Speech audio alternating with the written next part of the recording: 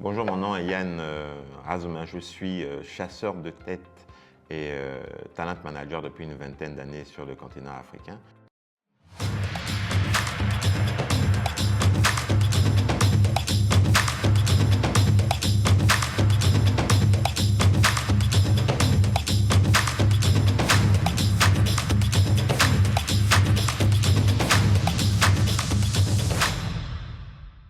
Je poursuis dans la liste des 7 conseils pour une stratégie de retour réussie professionnelle, j'entends, en Afrique. Conseil numéro 5, tissez vos réseaux locaux.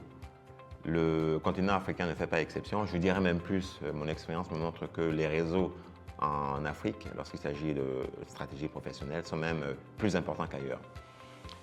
Vous aurez peut-être entendu cet adage qui dit, en parlant de réseau et d'emploi, quand vous cherchez un emploi en France, on vous demande votre CV. Quand vous cherchez un emploi aux États-Unis, on vous demande votre compétence.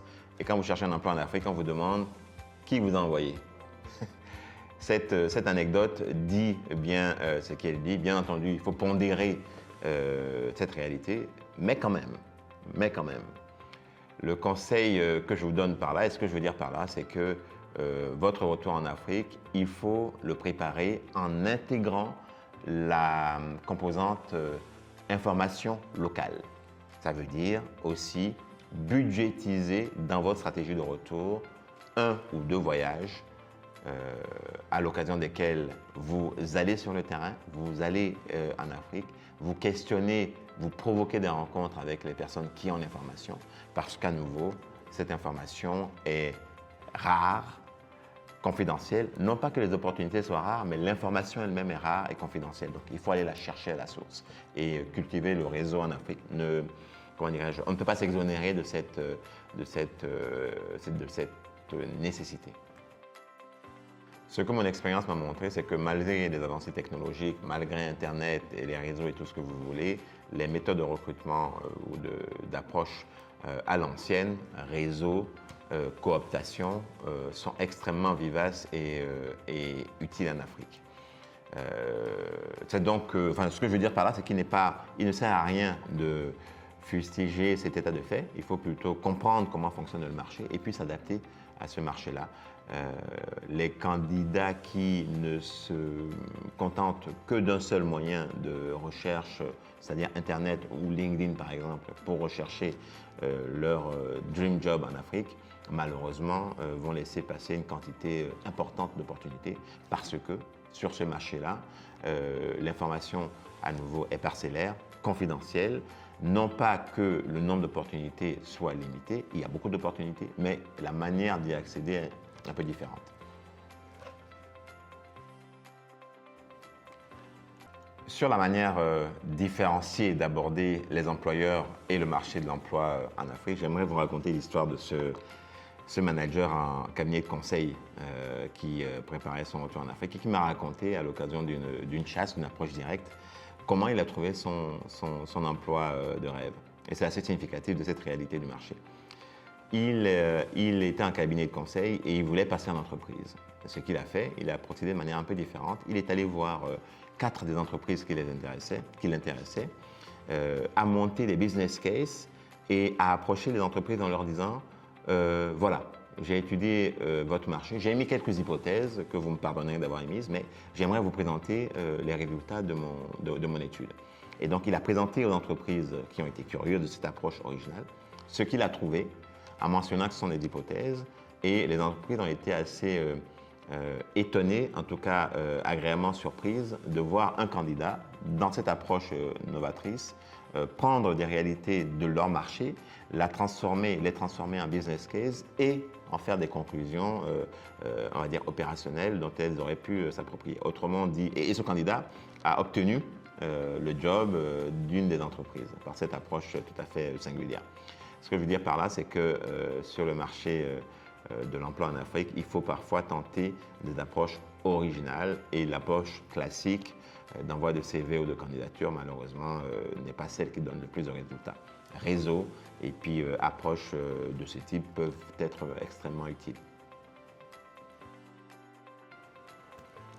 Donc en résumé, les opportunités d'emploi en Afrique ne manquent pas, mais elles sont assez confidentielles.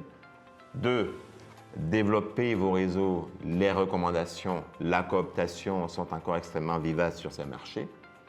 3, multiplier vos chances en budgétisant en amont de votre recherche des moments, des séjours sur place pour comprendre le marché, savoir de quoi vous parlez et pouvoir vous adapter en fonction.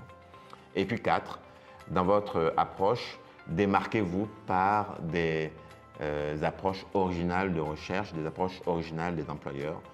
Ça fera toujours une différence sur un marché qui est très concurrentiel, malheureusement.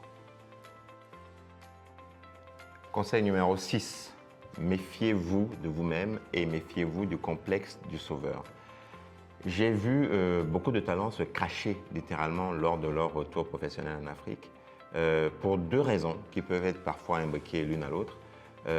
Premièrement, ils n'étaient pas rentrés depuis de très nombreuses années dans leur pays d'origine ou le pays en Afrique où ils voulaient travailler et avaient une perception tronquée, un peu idéalisée de ce marché. Au mieux. Au pire des cas, ils rentraient avec une espèce de vision prophétique, persuadés que leur seule arrivée et présence allait changer le marché. Une forme d'ego surdimensionné. D'ailleurs, à cette occasion, écoutez, prenez un petit peu de temps pour écouter un des podcasts que j'avais réalisé à l'époque sur ce sujet. Il s'appelle Autochtone. Hein. Et donc, l'erreur à éviter, c'est ça. C'est l'erreur de penser être le sauveur et puis l'erreur d'appréciation sur un marché qui a évolué parce qu'on n'y est pas allé depuis longtemps. Et le marché a effectivement évolué.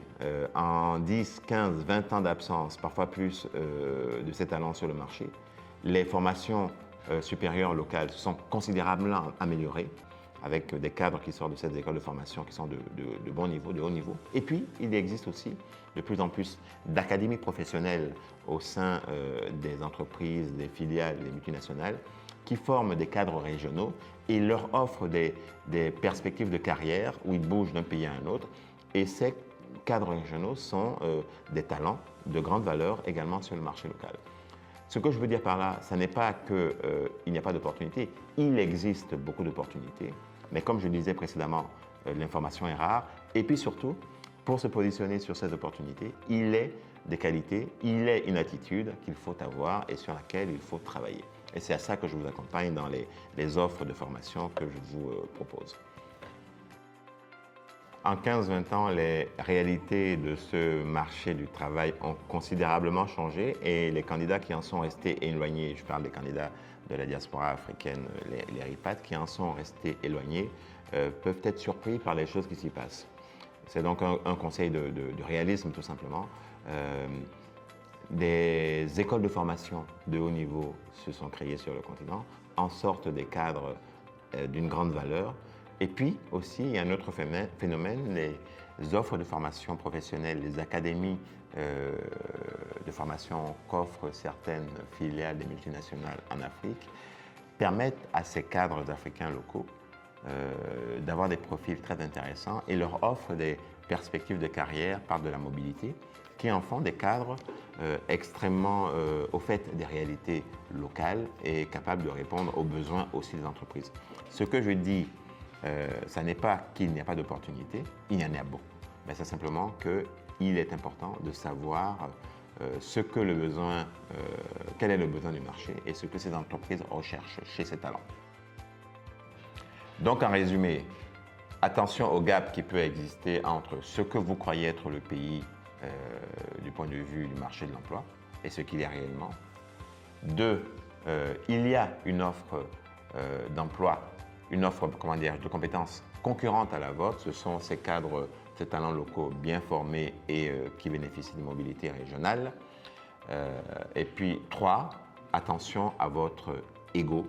Attention à votre ego en rentrant au pays. Comme on dit de manière familière, les gens ne vous ont pas attendu et il vous importe de vous adapter à ce que le marché est.